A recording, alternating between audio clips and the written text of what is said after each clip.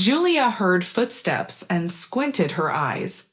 She recognized them immediately. It was me, her despised stepmother. For the past 6 months, the stepmother had been a mother and a father to her, and if Agnes used to brilliantly portray herself as a good woman before, now she had no intention of hiding her true self. As soon as Julia was brought home from the hospital, Agnes immediately said to her, "I really hope you don't spend much time in this world. In fact, it would be better for everyone if you were dead. But you managed to harm me even here, and while I won't kill you, I'll do everything I can to make sure you die before you reach adulthood." At that moment, Julia thought that the stepmother's words were just her imagination. It couldn't possibly be true. Perhaps the medications, several difficult surgeries, and the overwhelming sense of guilt were taking their toll. But soon enough, she realized that the stepmother wouldn't stop at anything. There was too much money at stake. A few years ago, Julia was a happy person. She was studying at university, adored her beloved father. She lacked nothing, despite her father's immense wealth.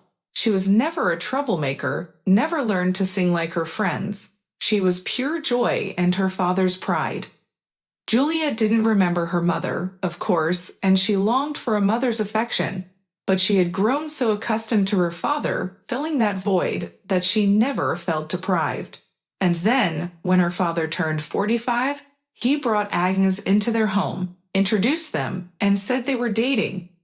At the time, Julia, who was already 20, understood that her father had performed a true act of heroism by not getting married all those years, so she greeted Agnes warmly. Initially, she didn't like the woman, though she couldn't quite pinpoint why. She was beautiful, well-groomed, and polite. But then she realized it was the eyes. There was something off about them, lifeless, cold, empty. And what was even more intriguing, the expression in her eyes, her gaze, never changed. She would look at her father, at Julia, at the table or the wall, but when expensive things, especially jewelry, came into her field of vision, her eyes would light up. Julia and Agnes observed an unspoken neutrality, trying not to interact and treating each other with utmost politeness. Her father saw that his girls didn't argue or only after Agnes, and he proposed to her. On that day, when everything happened, Julia rushed home at full speed. Clutched in her hand was her brand new driver's license. Her father had offered to buy it, but she insisted. "But Dad, why should you pay for everything? Am I so dumb that I can't pass the exams on my own?" And she did pass on the first try. And now she was running home, not only to make her father happy, but also to finally ride her own little beauty. A month ago, her father had given her a beautiful red car. "Oh, I passed?" Julia exclaimed happily. Her father came out to the hallway, his face filled with disappointment, even anger. "Congratulations," Agnes muttered as she walked by, furious. "Dad, is something wrong?" "No, my dear daughter, everything is fine. Just the burdens of family life."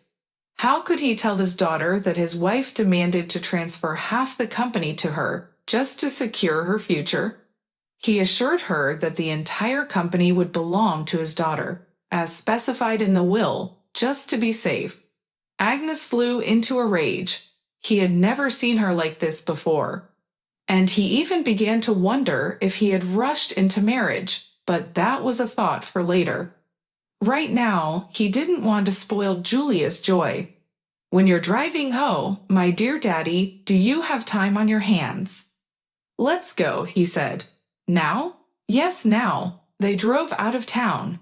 Julia looked at her father like any daughter would. As with everything you do, it's perfect. And then a truck came rushing towards them from around the corner. Julia slammed on the brakes, but it felt as if the car simply sank. The speed didn't decrease. Her father understood it all. He grabbed the steering wheel, turned it, and put his side of the car in the path of the truck. The door opened. "Well, aren't you dead yet? What do you want, Agnes? Oh, you have no idea.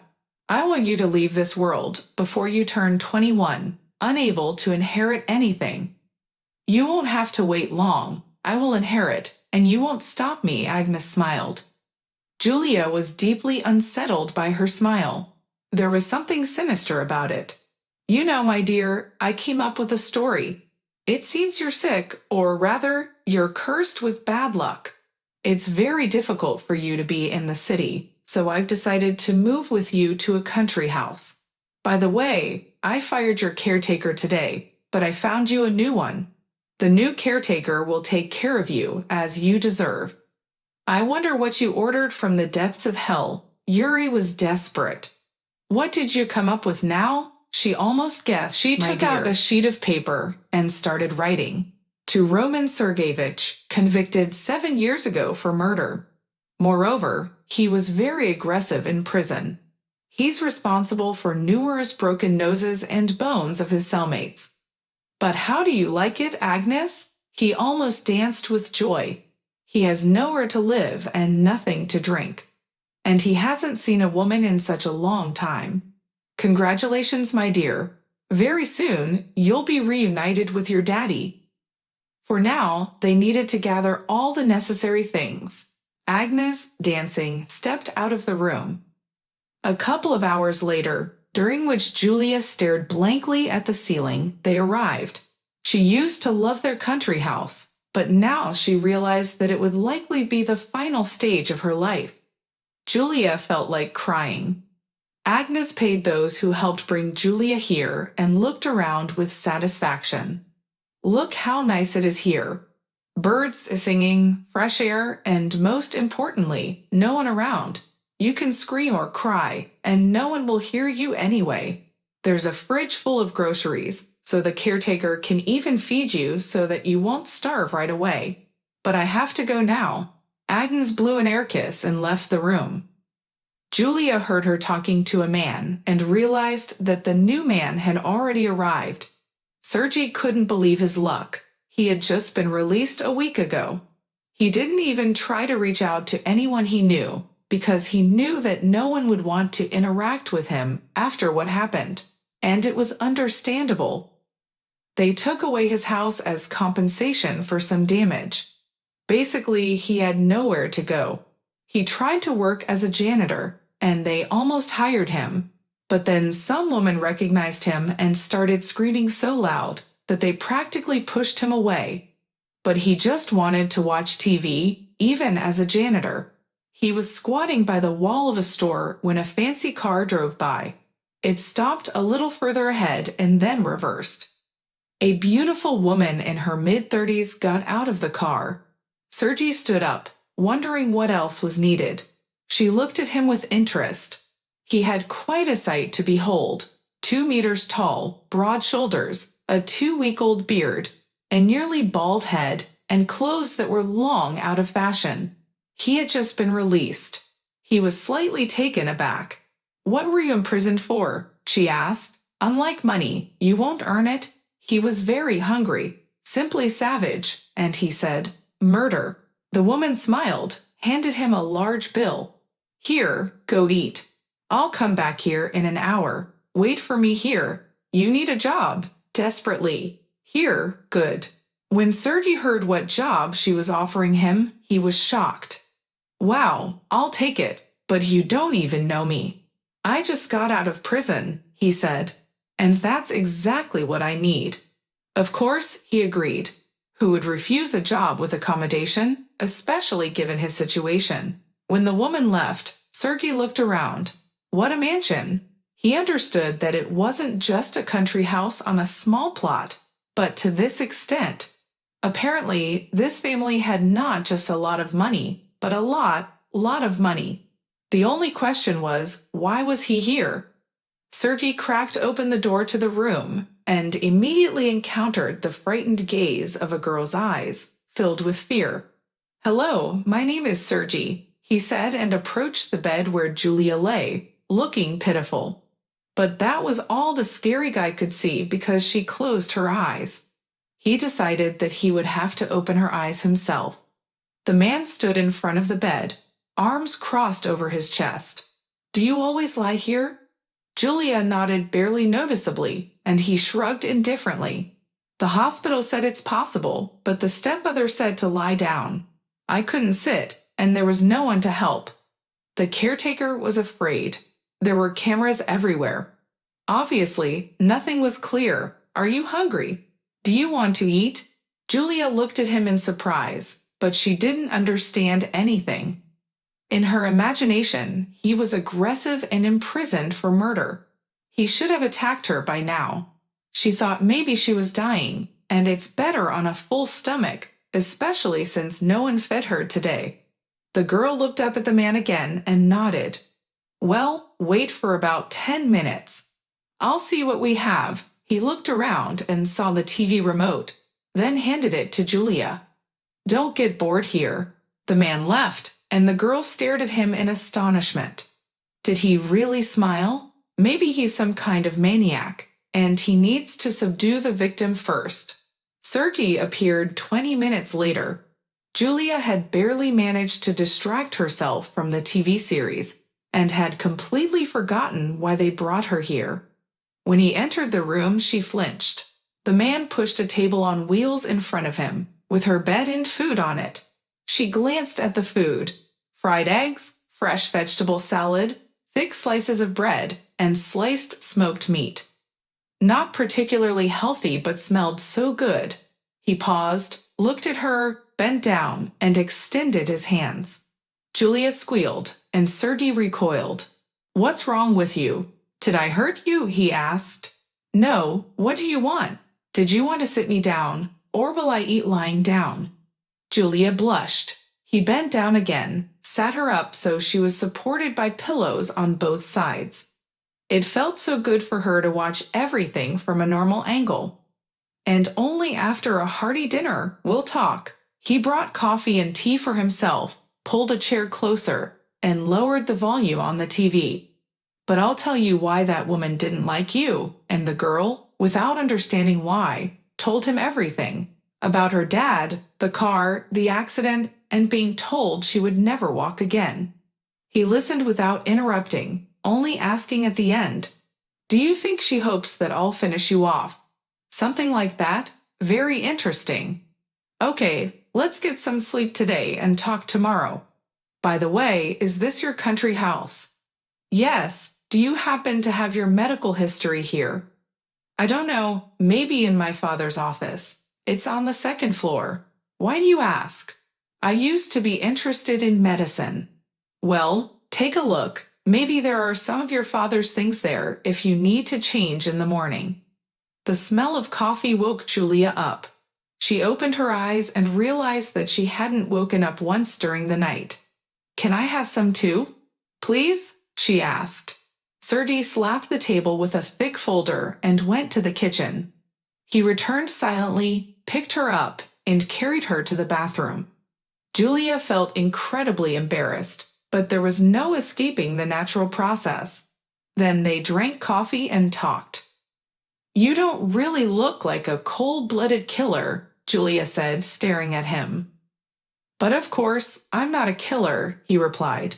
It's like the stories you told me yesterday. Well, today it's my turn. I'm a surgeon. I was incredibly passionate about my work and always took on the most difficult cases.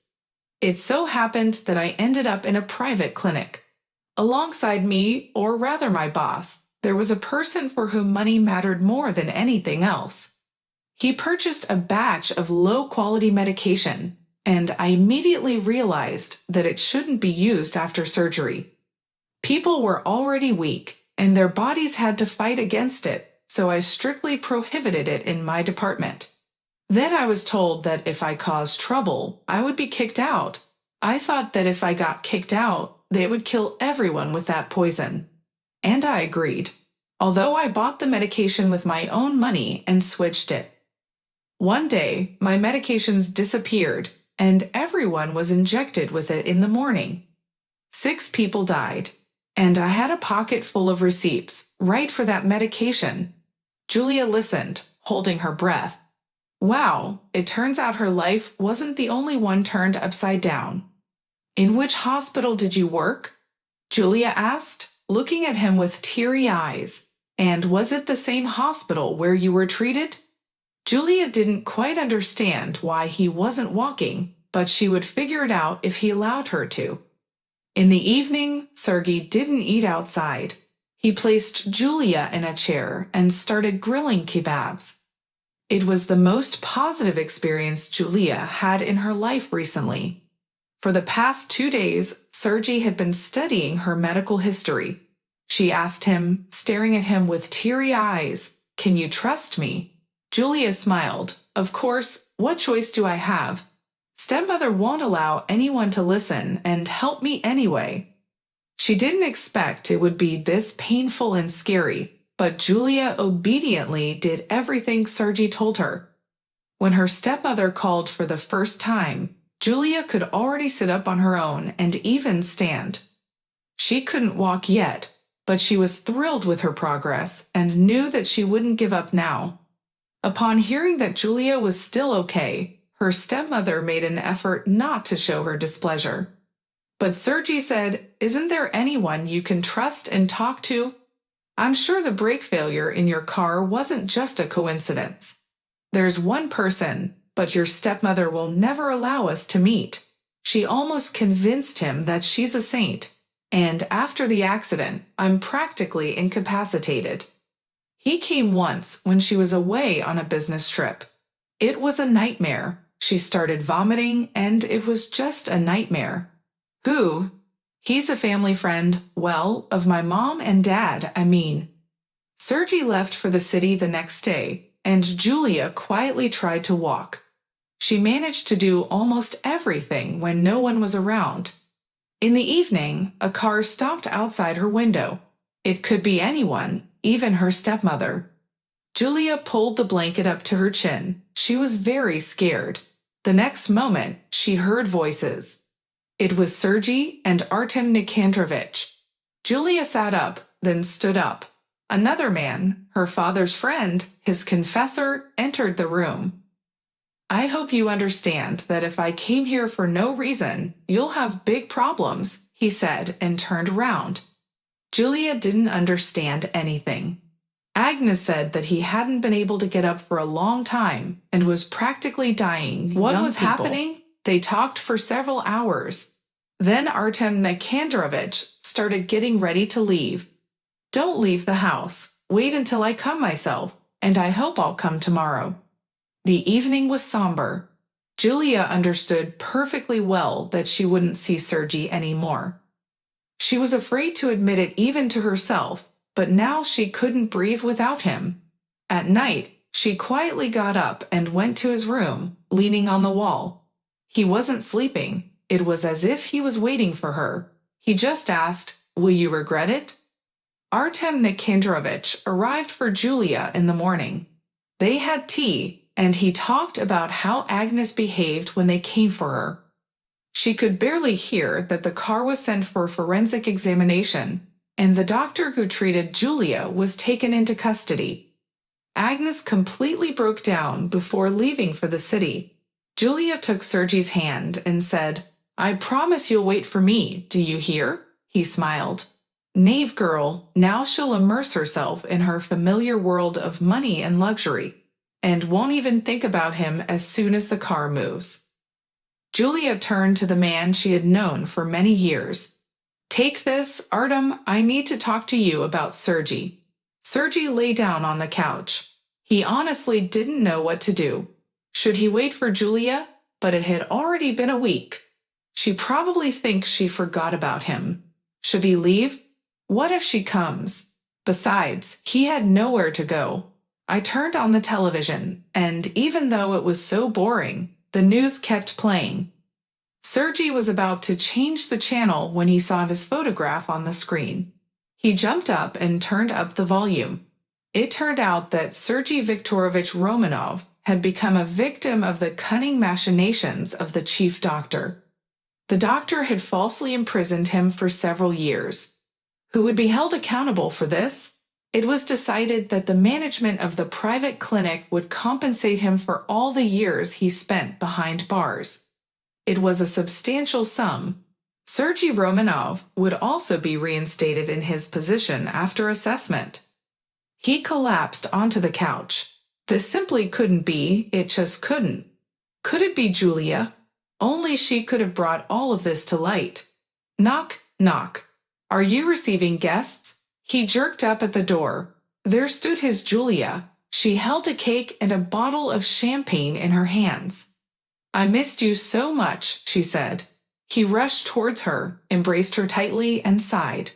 This is true happiness. And let anyone dare to say that 13 years is a significant age difference. If you enjoyed the story, please support me with a thumbs up. And to stay updated on new interesting stories, press the bell icon when subscribing. Have a wonderful day.